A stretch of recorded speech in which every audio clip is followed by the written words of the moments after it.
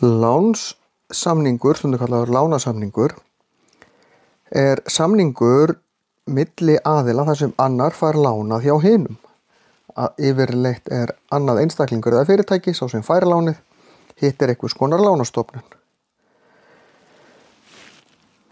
Á lánssamningi þarf að koma fram hvað lánið er til langs tíma, hverjir vextirnir eru, hvort það eru fastir vextir eða breytilegir, og síðan á að vera einhvers konar útlistun á því hvernig á að borga lánið tilbaka, og hlut af því er hlutfallstala kostnaðar, þar að segja vextir plús önnur gjöld, hvað er það mörg prósent á ári af láninu.